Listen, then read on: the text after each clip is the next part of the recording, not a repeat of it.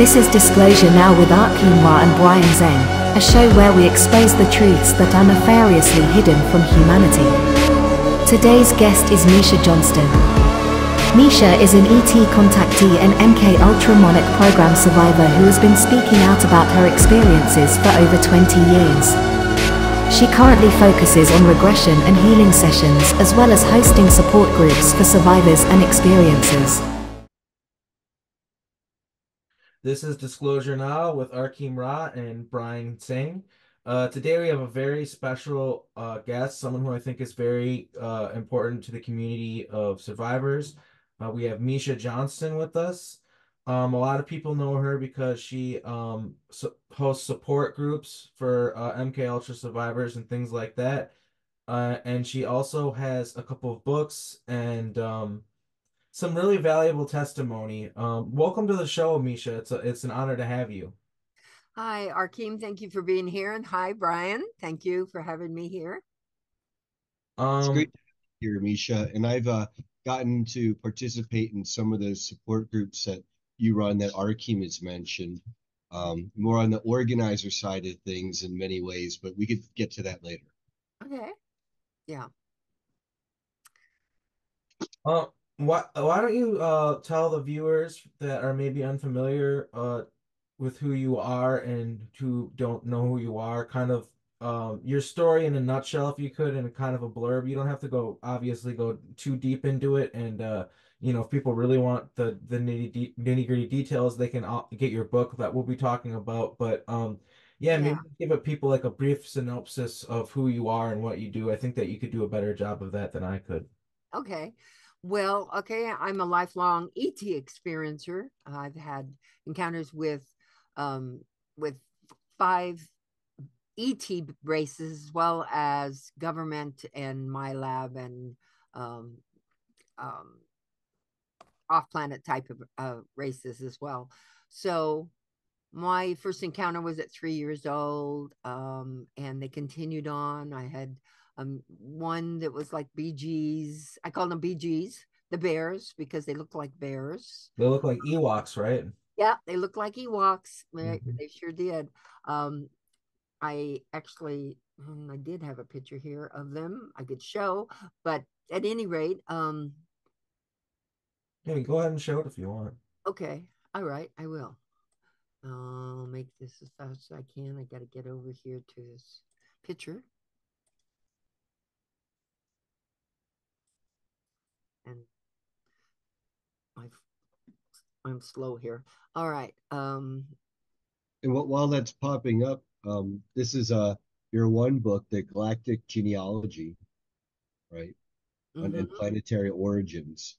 And is this them right here depicted right there? Is that a different race? No, it's a different one. Mine is, I'm sharing the screen here, but it's not seeming to work. Well, okay, well, mine did look like Ewoks. I always have no problem sharing the screen, but this time it's kind of slow here. Um, anyway, I'll just explain them. They look like little fuzzy guys. They had hoods on, and they were very friendly. Took me flying and flying above the roofs of the houses, and so they were my friends. And the next ones were what I would consider a Zeta type, or a tall white being, as well as these other little grays. Could been Zeta Reticuli too, but they seem to be less sentient, shall we say, than the Zeta did. And that tall one, which is a white willowy one, I called it, because he was very white. And it doesn't seem to be letting me show anything, so I'm not going to. So, Miesha, if I may, is this in the context of hybridization programs? You've had a lot of these experiences or other types of contactee type reasons? Yes, the willowy one was actually my hybrid. I mean, my the one that took me into the hybrid program. In fact, at age 16 was the first memory I had of that. And so that was throughout my whole life. I up until in the 80s was my last presentation. So I've had many presentations of hybrid children, and actually knowing that I've had genetics with many different groups, such as the Pleiadians, the Assyrians, actually a reptilian Syrian race as well, and other races that they call they all would be part of those genetics. And so that just went on my whole life, and those to me were very positive experiences. It was somewhere in about 1982 I started having MILAB experiences, where I was abducted by what would be another kind of gray, and they would take me to a military base. I was having interactions with other ETs, and in fact I communicate with them telepathically and actually galactically with languages and such. And so the shadow government was interested in that, I do believe. But they also were very interested in the ETs, that I was having Arcturians and a reptilian Syrian race, and a human race, and the Zeta Reticuli. So this is something that's very common within the experience, that people who've had contact will be re-abducted by a shadow government. I'm not talking about our military, but a shadow government of the military, and they will take them in, interrogate them. They will want to find out, and they'll do testing and things like that to find out their psychic abilities. They'll find out, they want to know why the ETs want us and what it is that we have that is different or special, because they want to use that. And that takes you in from the MILAB program into the MK Ultra and on up into secret space program.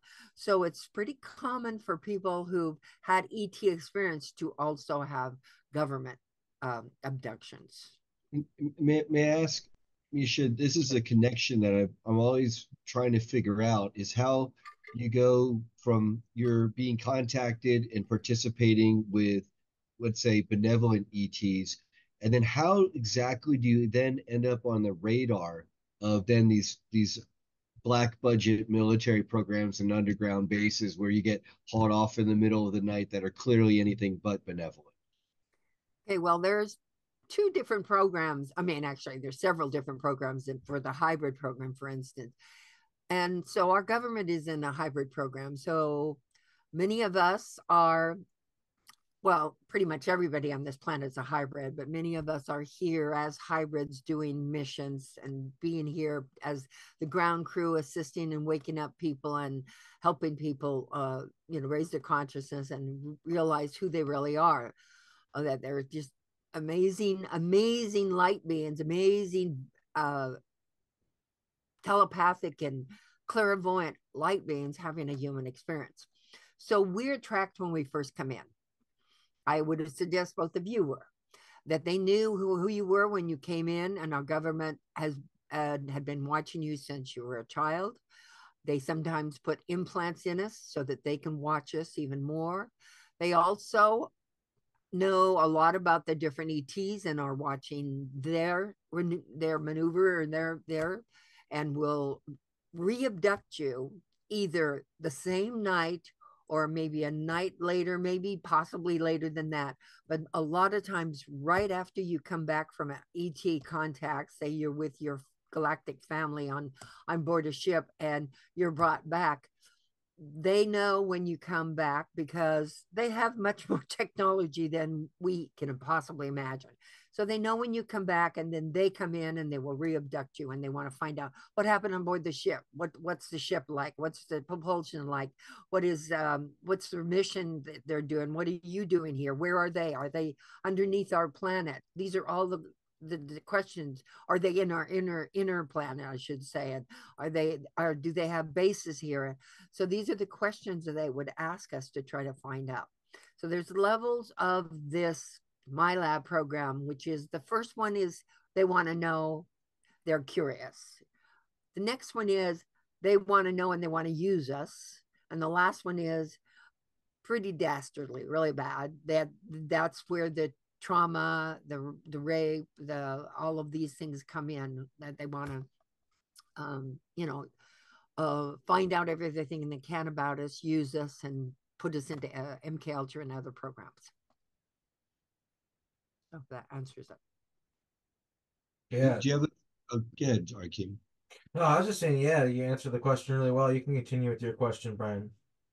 Thank you. Now I was going to ask, now that you get to look back, from when you were first being abducted from whatever group as a child, and then especially looking back at those debriefings in the military bases, do you get a sense that the brass is getting any forward progress in these dark operations? Are they moving forward? Are they running into a brick wall? Do you have any indication of that either way?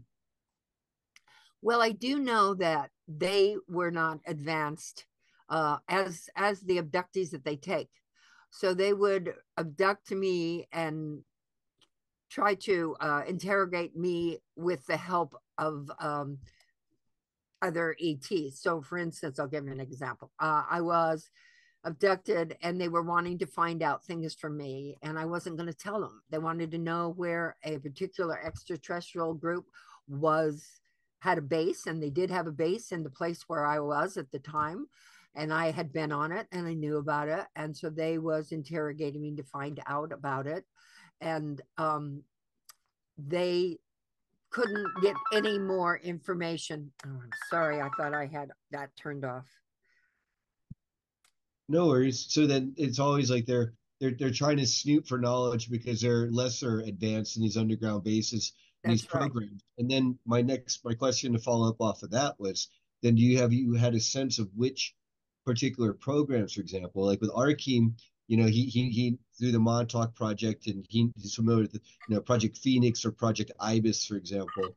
Then off of your abduction experiences, have you come to know any programs that would be, that would fall under the umbrella of?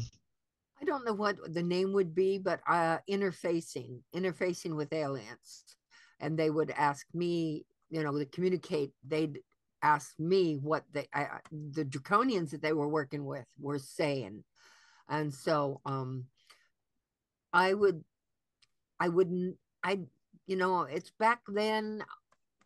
I didn't really, looking in retrospect, I would imagine it might have been, I know it was MK Ultra. I know it was Monarch program.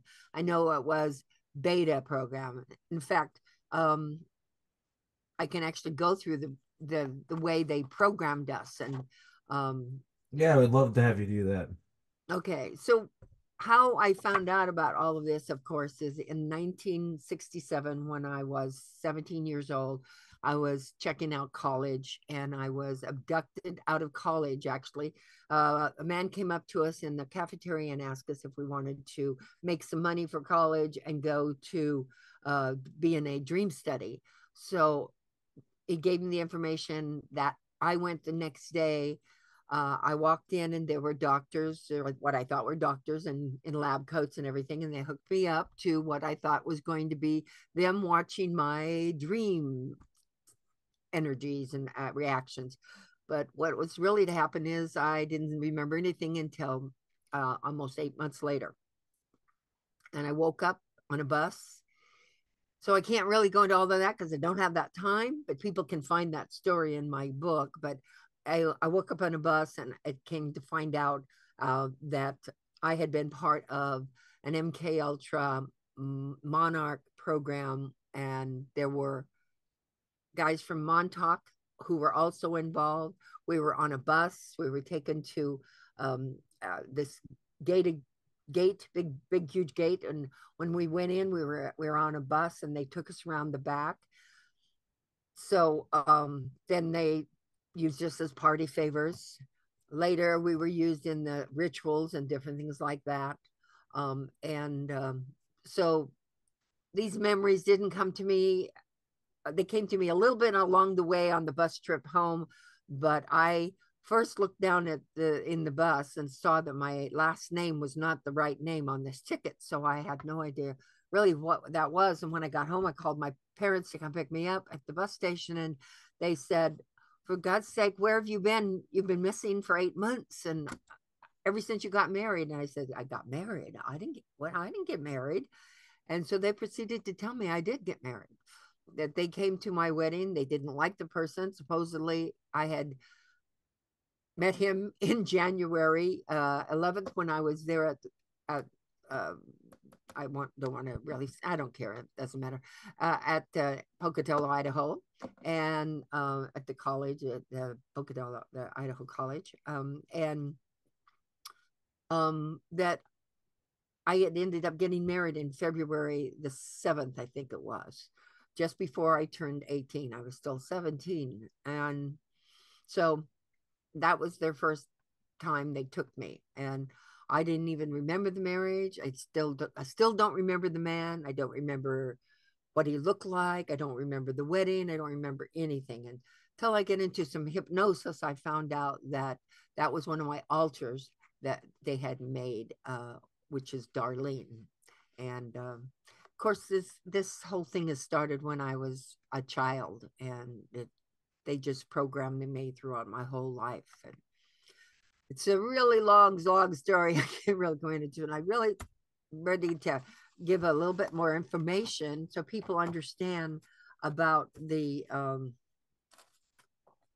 pair of glasses here, about the different programs. So for me, it was the MK ULTRA Monarch program. The Alpha program is a program that is the first programming put in that includes giving slaves a photographic memory that record everything every other altar sees or hears.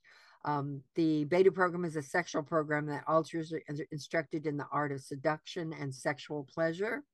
Betas take place in rituals, sex acting, the honeypots, all of those different things, blackmailing politicians and dignitaries and Hollywood stars. And I've seen several different people, I will say, like Jack Benny and oh boy, can't remember his name all of a sudden.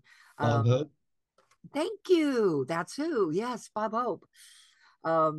Okay, so they also presidential models. So I was also used within the program where I was part of a group of women that worked in the with the politicians at the big events for election time around, the elections and such.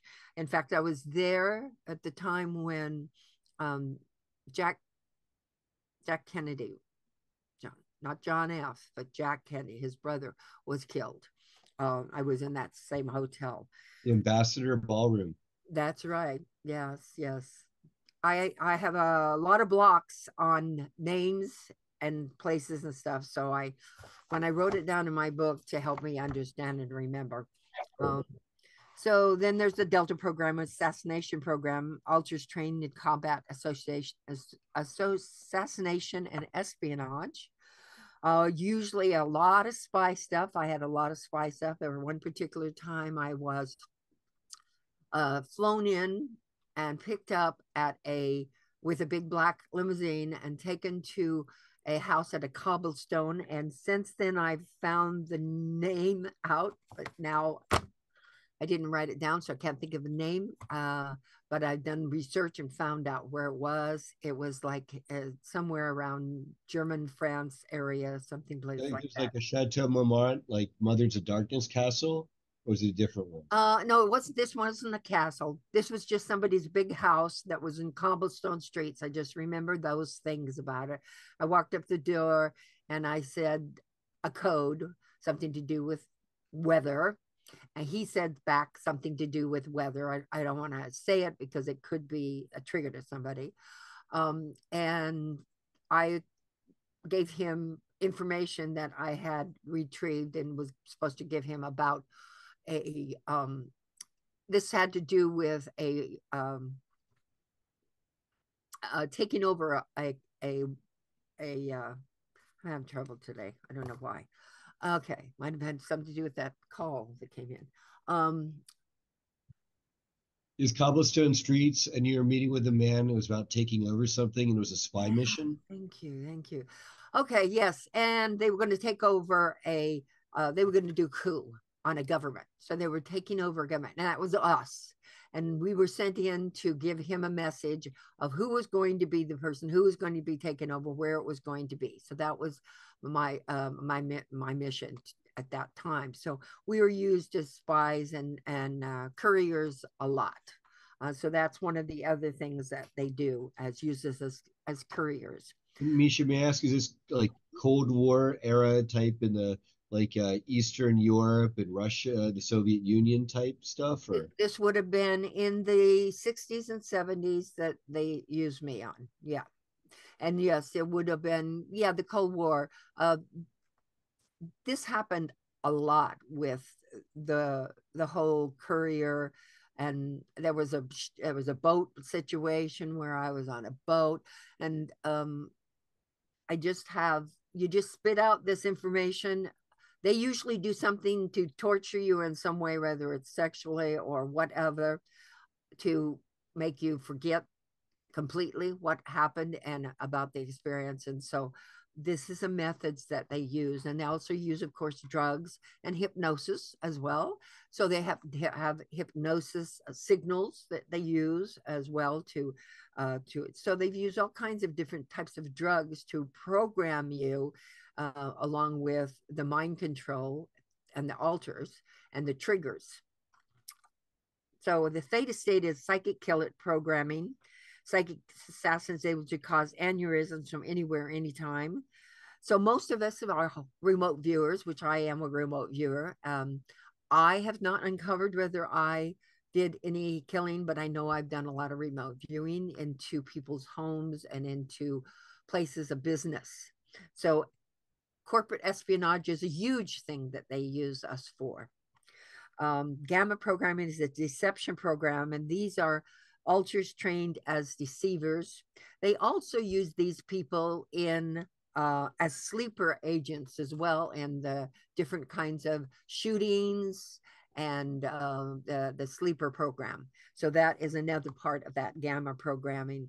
So they can completely have no memory whatsoever until a certain word is said, and then they go do shooting, or they go do an assassination, or they do whatever they do. And there's been a lot of situations where people have carried out some of these atrocities, murders, mass shootings, and stuff like that. And sometimes they don't remember what happened, or another one is a lot of times they say that God told them to do it, which a lot of people are, I think, more than speculating. I think it's safe to say that's more than speculation to say that it's voice to skull, voice of God technology. Activating and these some of these sleeper agents that you're talking about.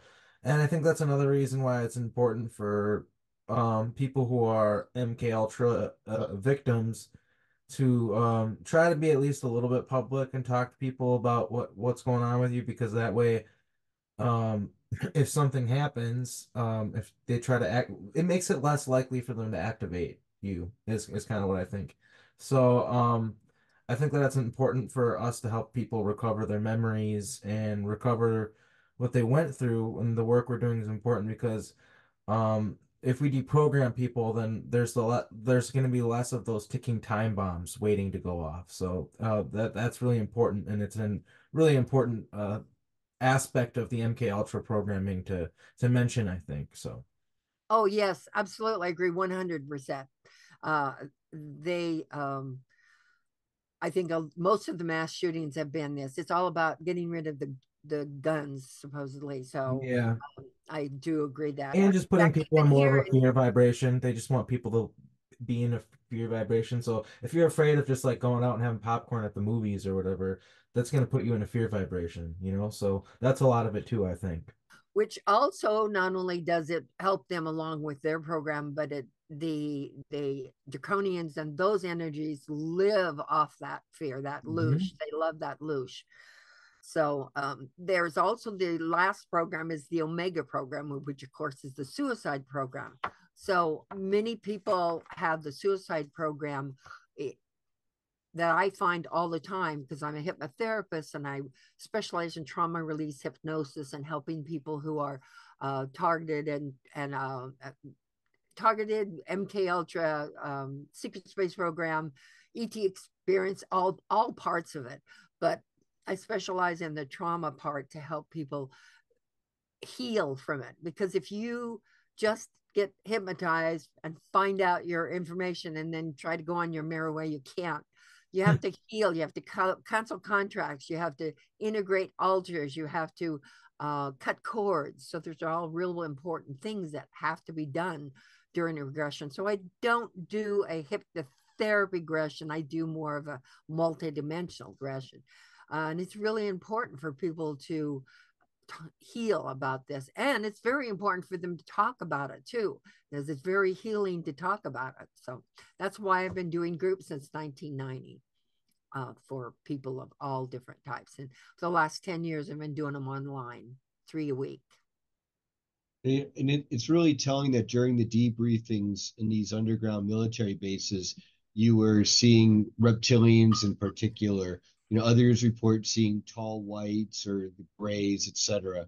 And then to have them together with a mind control programming and all these methodologies, and a lot of this going back to, the World War II Germans, with Operation Paperclip. And then my question would be, when was your last military abduction experience, Miesha? And then when was your last benevolent or hybridization program? Okay. The last military was in 2000, where Melinda Leslie and I were abducted together. And we had just been on Art Bell's show with George Siegel. I think that's his name. And it was just when Art Bell was retiring. And so George was doing the interviews. And while we were interviewing, I said, "You have to know there's reptilians in the underground base." I no sooner got that out of my mouth and my phone was disconnected. And so it took me some time to get back on, to get another phone to get connected back up. And when I did, I was never able to get back to that part. However, so not that night, but the following night, Melinda was staying at my house we were working on a conference that we were going to be speaking at. So we were working on that stuff. And I went to bed in the master bedroom down the hall, and she slept on my couch. And in the morning we woke up, and I came out and I saw my coffee table was cracked. It was a glass. I saw it was cracked. I said, "How did my coffee table get cracked?" She says, "I don't know. I didn't do it." And, and I said, "But it wasn't cracked before you went to bed." And she's, "I don't know. I didn't do it." Well, she went ahead and went back to Laguna Hills, and I started feeling really weird about everything. So I went and had a hypnosis session with my therapist. And I found out that men in night vision glasses with black uniforms, but they had black helmets with night vision goggles on, had came in, had drugged me out of bed, took me down the stairs of my condo, and put me in a white van. And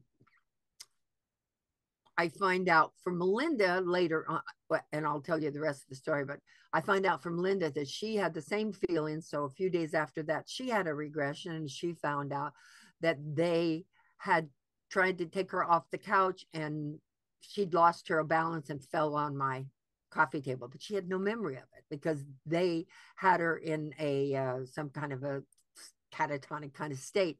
And so we ended up in the van, and long story on how that happened, but we went, and next thing I remember is I'm in a room with it was always lieutenant colonel or above, always lieutenant colonel or above. And that would be the interrogator. And he was pacing back and forth and screaming and cussing at me and said, "You've been told over and over, shut your mouth, or things are going to happen. You've been told over and over. And now you go on that." It was called a different show. It wasn't called Art Bell at the time. And I can't think of what it's called. Coast to Coast? Yeah, thank you. Coast to Coast by Art Bell. Yes. And he said, and you're speaking at conferences, this has got to stop. To drive the point home to you how serious we are, I want you to meet somebody. And he walks out, and in walks a draconian. This is the first time I'd seen this type of being. The other two reptilians I'd seen were more reptoids, but this one was a draconian. He had these tufts on his neck. He had a bigger head. He had really vicious looking. He had a long tail and he walked across, leaned down, looked in my eyes. And that very moment he did that, I was in a white space area. It was just like white space, some kind of holographic thing, I'm sure that he put me in. And there was my family, my two sons, my daughter-in-law, and my granddaughter. And this is the weirdest thing, but this is what I saw. Then here's these ninja soldiers coming in. They look kind of like in black uniforms, so I'd call them ninja. They look like that. And they had big, long swords, and they chopped my family up in front of me. And I was screaming, but I wasn't hearing them scream. And so I kind of popped out of it. And in my mind, I said, is this real or Memorex? I don't know why I said that, except that I've heard that on TV, I think it was, or something. But is this real? Is it live or is it Memorex? Yeah. Is it live or is it Memorex? Exactly. You remember that. And so that's the last thing I remember. He was gone. I don't know if he was even real, if it was a holographic image. It could have been. But Melinda had the same thing happen to her in another room with the same reptilian. And so after that, I was threatened one more time with my family. A man came into a restaurant and said to me, my, you've been a busy little girl, as he sits down beside me. And he says, you've been told to keep your mouth shut, and this is your last warning. He says, it'd be a shame if anything happened to that cute little granddaughter of yours. Isn't she about 3 now? And I said, how do you know that? And he said, we know everything about you and your sons, where they work, and we know their routine. And, it'd be they find people's bones, is exactly what he said. They find people's bones in the desert between here and Las Vegas all the time, don't they? And then he walked away. And well, once he said a few more things, like I said, it's not fair. People should have a right to know. And he said, people aren't ready. What would they do if they knew that there was nothing they could do about it? People aren't ready. And this was around 2000. That was in 2000. Yeah, that was actually not quite 2000. It was Thanksgiving of 1999. And then when I went home for Christmas and New Year's, I was ran off the road by them. And when I came back, I brought my car in to be repaired and was going across to give Melinda back all of the tapes, because we'd been doing a book about ex-military special forces. It was called what was it called here? It was called Covert Abduction, Military Harassment, Surveillance, and Interrogation Within the Abduction Experience. So I finished writing my own book about it later. But anyway, they didn't like any of what we were doing. Yeah. So I ended up quitting for quite some years, because I'm not going to have my children in harm. So that's why we do this. So you gotta get the truth out. So they wouldn't hide it. I say this a lot now. It's becoming like one of my catchphrases. They wouldn't hide it if we couldn't do anything about it. If they thought we couldn't do anything about it, then they would just do it out in the open. They wouldn't hide it, right? I think that's so. If we get people to realize that this is true and get like the average person to comprehend these things, which is going to take some work, but I think it's one of those situations where people would actually care. I think they'd be up in arms over it, and I think something would be done about it. So it's just important that we talk about it. I'm curious, Miesha, how many books do you have? Well, I don't have my other one right here. You have 2 or 3 or? I have 3 books and two oracle decks. Okay, cool. Yeah, so I mean, this one you can't see it, I don't think. No, I can see it. I'm currently reading that book. I'm almost done with it. Yeah, that one is They Weren't Butterflies, and the other one, if you ever hang on with me.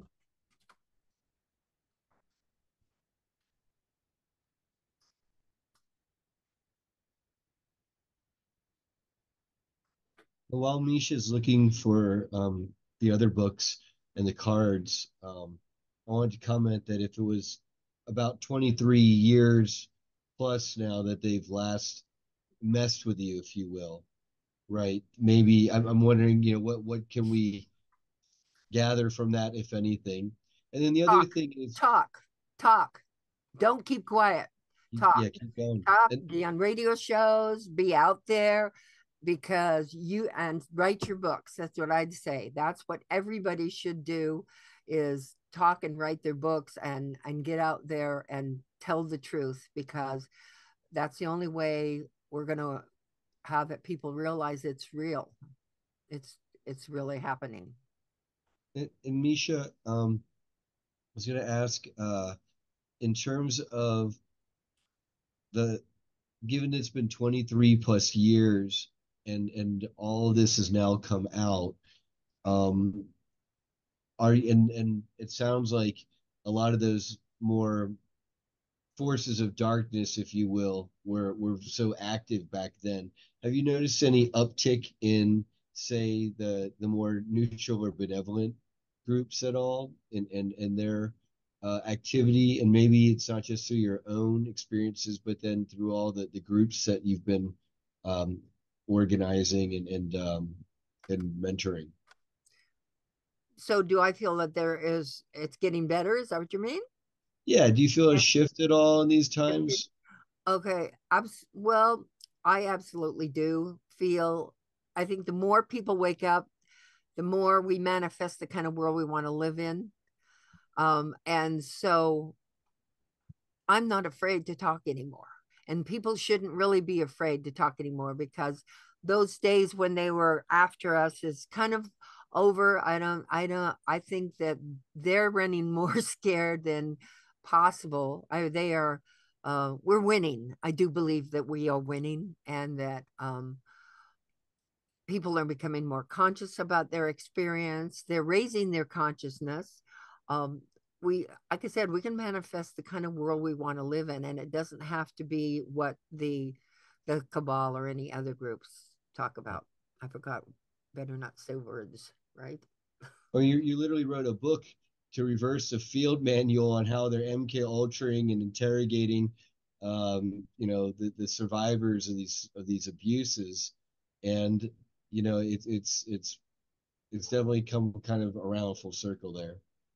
And then the other thing I was going to comment is that, when you look at it, so many of these UFO researchers over the decades have been silenced in so many ways, and it sounds like they've gone to that lane, so they're going to run you off the road. But then, because you may be an experiencer as well and you're in these programs, is it they're just trying to do their best to scare the bejesus out of you and get you to shut up, while at the same time they're not totally eliminating you because you're so valuable in so many ways? Um, I think there's a hands-off policy on people. I do feel that our galactics are here and are much stronger and much more powerful. I know that the Octurians help me. I know that a particular race of reptilian from Sirius help me and protect me. Ayano, I call him. He's a very benevolent being, and he works with a Syrian, shall we say, a federation or group. And I believe that we're protected. I believe I'm protected. I just, I again, think it's so about too. manifesting what you believe and what you want in life. I'm a very big person for feeling that we manifest our reality, this matrix. Yeah, I think there's a lot of proof of that, a lot of example of that, and I do think that in these programs, a lot of times the people who they take, in fact, almost all instances as far as for these advanced level agents that they assets, is they like to take people who have make a psychic impact when it comes to manipulating time and space and creating the reality. Some people have a more potent ability to do that than others. So they look for that, of course, in a lot of their assets when they're trying to send military operatives to make things change, or they would they go back in time to change things even. They want somebody with what they call pull. And that's has to do with your psychic output and your ability to be able to manifest things and create change in the universe. So it is real. It's something that people have to work at, and it's something that they most certainly try to turn off in us. Like they try to activate it, Hmm. they use it for their programs, and then they do their best to turn it off so that we aren't in our lives, you know, making people realize the lie that they're living in. Like, it's not just about taking us for these programs and activating us. I mean, that's obviously a big part of it, but it's also about deactivating us in the here and now, kind of trying to take our power away from us. And that's why it's important to come forward, get our memories back, and talk with each other and try to heal this stuff, is because it's taking our power back. It's taking what rightfully belongs to us back from thieves, in my opinion. So, Hmm. and you've done a lot of great work in helping wake people up, and with the groups that you run and everything else, it's hugely important. And you know, it's something that can't be understated. That we're kind of pioneers in this field. It's something that's very new, but I think that things are going good, and we just need to just remind ourselves every day and remember that our work is important, and kind of the rubber meets the road, so to speak, because a lot of these nefarious groups that we were a part of, they are trying to work behind the scenes to end things, and we can't let that happen. So the more we talk, the more people realize this, the more people we get on board and become part of our team, the better off we are. So yeah. I absolutely agree. Now, Misha, I wanted to ask you because I think you've got a great and unique perspective or vantage point from this, not only through your decades of lifelong experiences, and then through all the contactee and survivor work that you're doing. Um, I'm always trying to figure out who's who in the zoo, if you will. There's, and I know that there's also masquerading groups, right? So, you've got the people are citing, you got the Ashtar Command versus the Ashtar Collective versus the Confederation of Worlds versus a Federation of Worlds versus a Galactic Brotherhood of Light or the Brotherhood of White Light. Have you figured out at all or been able to pin down which federation is which and who's who in the zoo and who are the fakers and who are the real ones? Well, on the fakers and the reals, that's you've got to be discerning about that. That's very important, and you have to pay attention, get all your connect yourself to your own galactic and your higher self, so that you know right when there's a faker in the that is about to connect with you in any way. So, um, yeah, and I've heard all of the different names. In my opinion, just like there's different names on this planet for different jobs and different levels and different missions, I think it's going to be the same there. So I think is the Federation of Light, Federation of Planets, all the different things. I know that I call a group that I channel with, or who speak galactic language through, and they give communications to myself and others when I'm doing readings.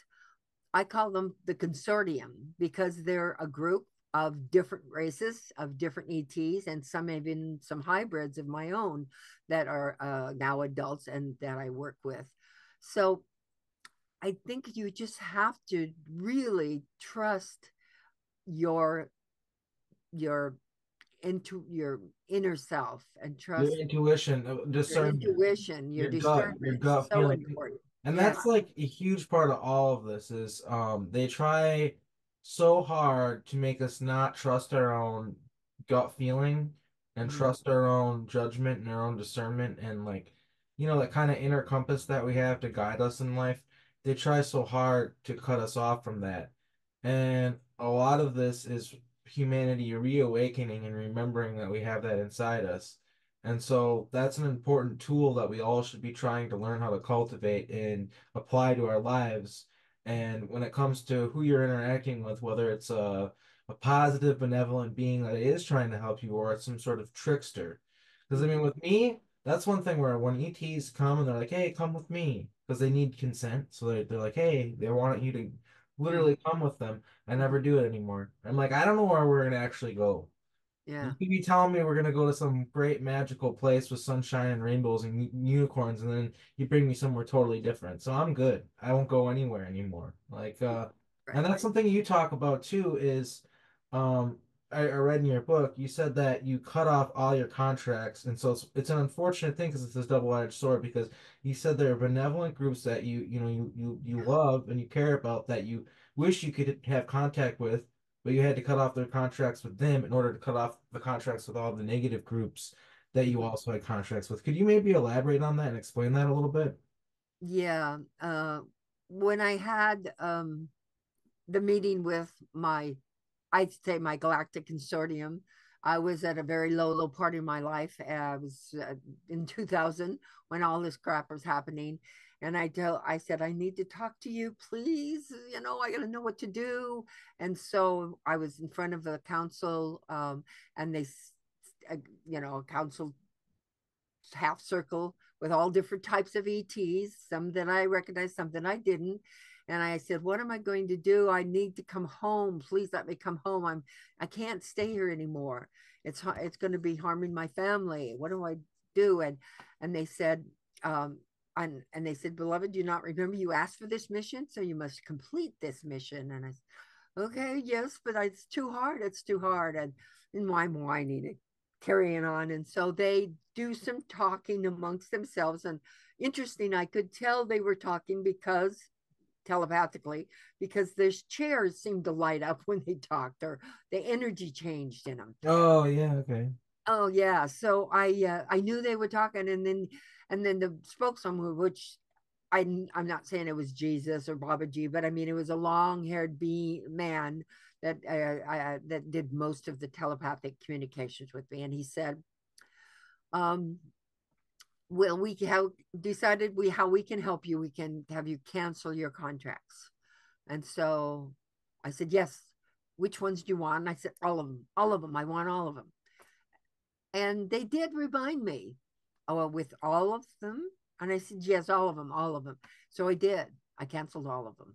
And since then, I don't have them physical. I don't go on board the ship anymore, but I do still talk with them in the astral and I mean, I can speak with them. They can speak right through me. Kind of channel, I guess you might call it. Not a trance channel, but a channel. And so I still feel it with me. I would say this very interesting thing. Right after that happened, Ayano, I heard him in my house. I heard very heavy feet walk up to my bedroom door and stop right there. And I just knew it was him because I'd heard him before, I think. And so I opened the door and couldn't see anything. But I knew he was there protecting me. So I knew they still protected me, and the Octurians affirmed that they were protecting me. And so I said, okay, I guess I don't have to have contact anymore. But at some point, well, with the communications I've had with my consortium, they tell me when the time of great change comes, we'll be communicating with our hybrids and our other family, and that people like myself will be ambassadors and translators for the government, and not per se the government, but that's the image they showed me. Them The me new translating the the new government, government, not the cabal government that we not have the now. our yes, The right, new not Earth government, which that is a real thing. It's not figurative. There literally will be a new Earth. It's not going to be the same. the, The, mm-hmm, the governing body is going to be entirely different, and the way everything operates is going to change. And yeah, so that's a big part of what's going on right now is we have to usher that in. We have to make it happen. Unfortunately, it isn't where we just have to sit and wait and some sort of force will come in and do it all for us. I think that's programming, and I always try to be clear about that. mm-hmm, But that isn't to say that we can't do the work from the ground up mm-hmm. and rein in this golden age that we all want, that everybody wants. People just don't realize they can have it, and that's where we come in. is we remind people what we lost because we already have had, golden ages of humanity, and what we can have again, which is, living with the earth in symbiosis with it, not harming it, and living in symbiosis with each other, and raising our vibration to a level where, yeah, we're no longer part of this fear loosh farming trap anymore. The first step is just understanding what's going on and, kind of growing up, so to speak, because we were children that don't understand what's going on. Hmm. But, we're taking that step right now, one baby step at a time, if you will. Wow, I wish I had my radio show still on. I'd be having you on my show. I love the younger generation, such as yourself. You guys are such um, a miracle to this planet, and I'm so thankful that you're here. In fact, right now I'm trying to get a younger person group going. That's, I don't know how old you are, but I consider you younger since I'm 75. But you know, 20s to 30s um, group, so that because I think you guys are the hope for our future. Um, so many people that are in my group that are young are experiencing these astral, um, shall we say, 20 and backs, and these astral experiences and such.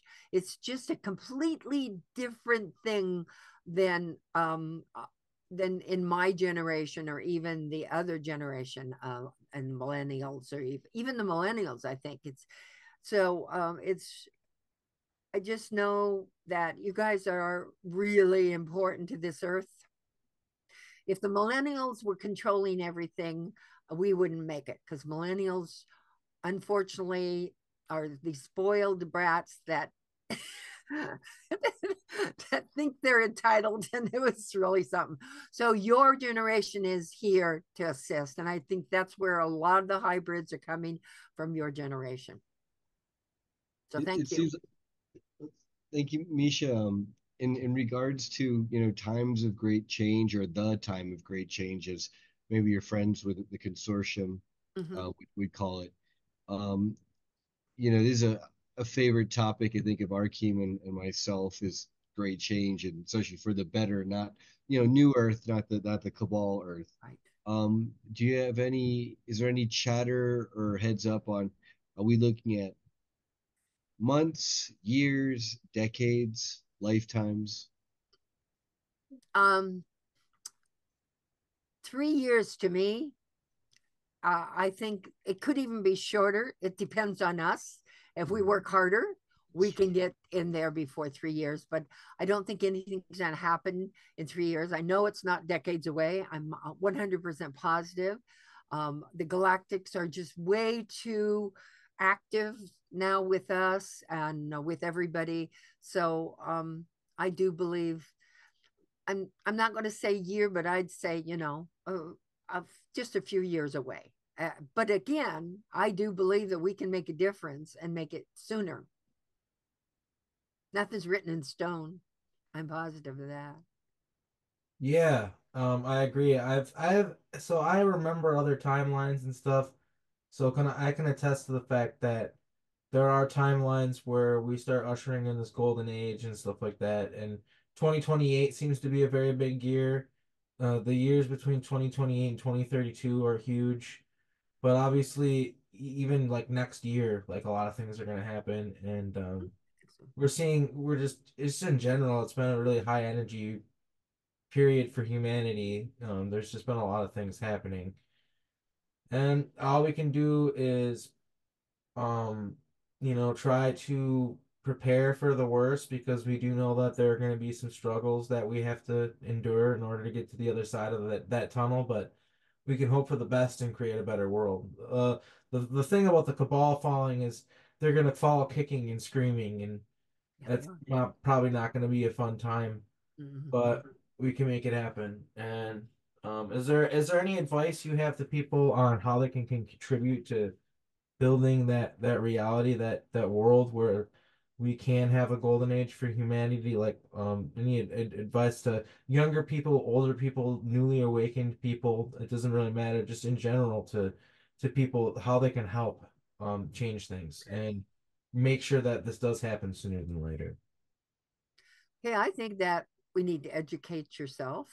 I think you need to find out who you really are. So that means part of the education needs to be going deep within and getting the answers.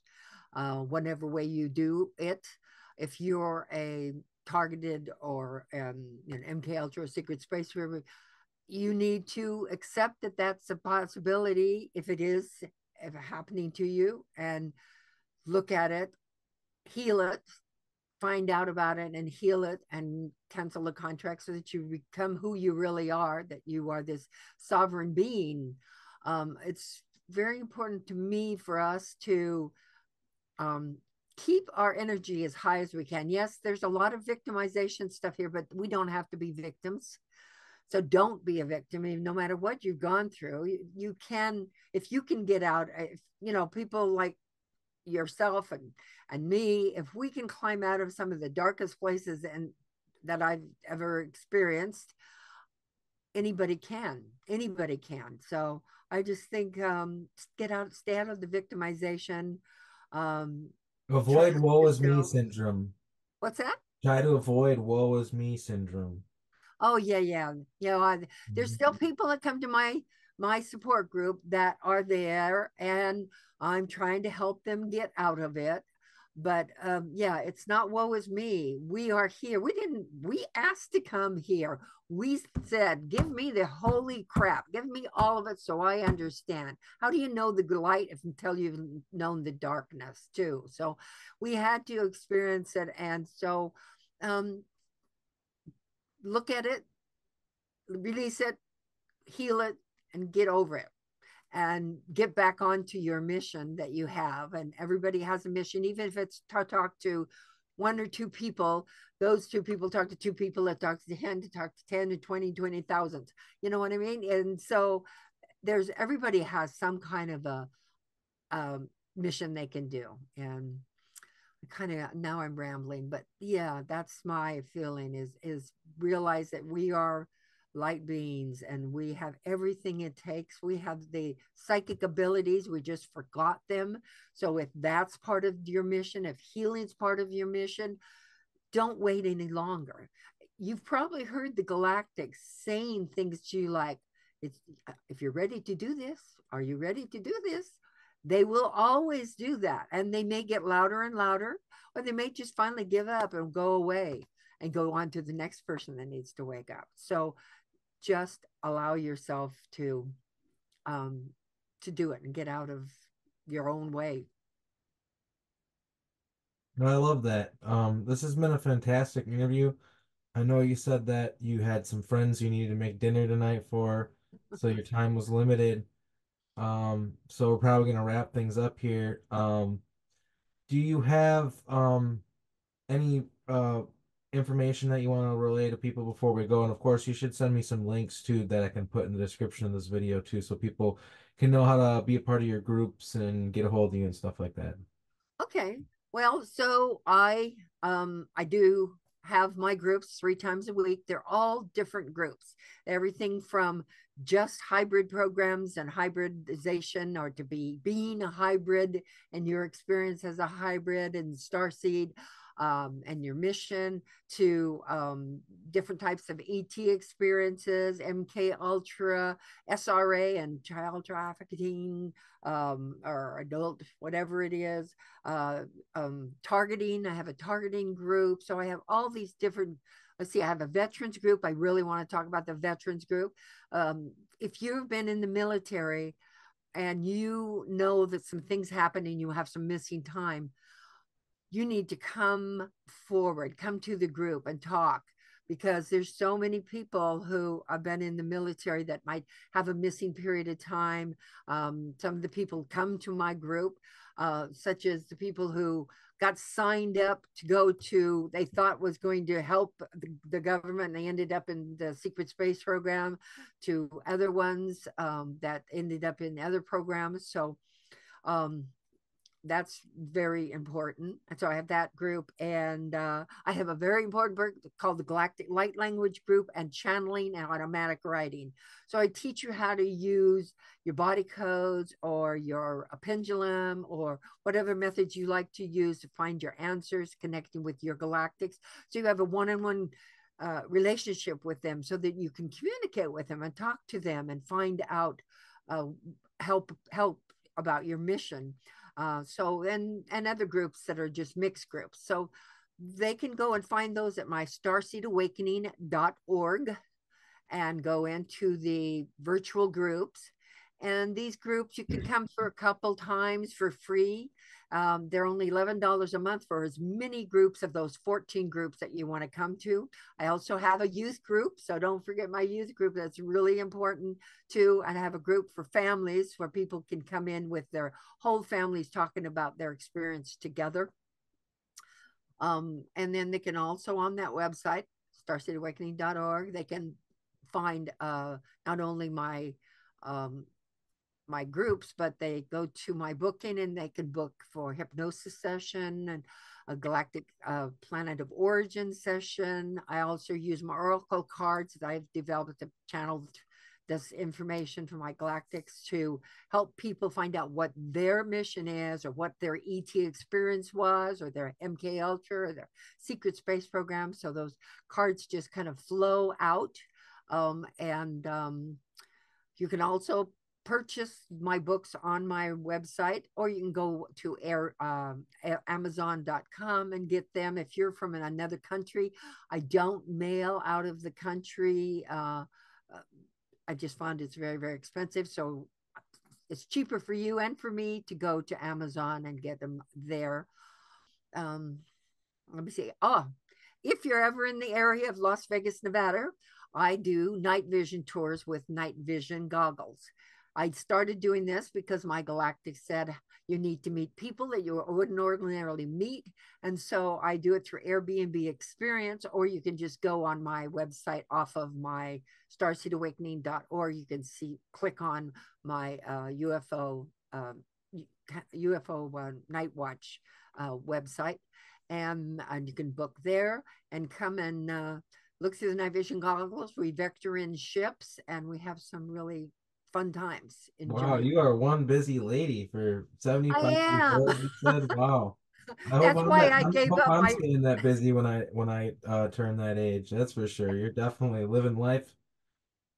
I am, You're and helping a lot of that's what people. keeps me alive. That's what keeps me alive and happy and healthy is because what you give out, you get back. You know, so that's what. But it is why I stopped doing the radio show, because I was doing a radio show every week, and I went, oh, I can't do it. I can't do it anymore. So thank you for having me on the show, fellas. It was really great having you. And please, please come to my group. I've got this coming week. I have SRA, MK Ultra, Monarch, Montauk group. So the people that come in there are experiencers of that, and they talk about it. And it's very helpful to come to a group because it helps trigger your memory. It helps you heal and helps you know that you're not alone. And then on Thursday, I have an ET experiencer with ET Greys or Zetas or Reptilians or Pleiadians or Serena, whoever it is that you're having your experiences with. So they're on Zoom, virtual Zoom, and you can find them on my Facebook. My Facebook is Miesha, Miesha Johnston, without my T, because they kicked me off of Facebook because I dared to put my SRA and trafficking group on there. So, but I'm Miesha Johnston without the T, JOHNSON. So you can find me there on Facebook and friend me, and maybe send me a message that you'd heard me on the show here, so that I know, who you are. Okay. Well, thank you. We really was a pleasure to have you on the show. Okay, thank you for having me. Yeah, thank you, Miesha. Thanks, Pleasure. Brian. All right, and thanks everyone for watching. Remember, we are the disclosure. It's happening right now. Thank you for participating. to those of you watching this, maybe I'll see you at one of Miesha's groups in the near future. Everybody have a great rest of your week, and take care of yourselves.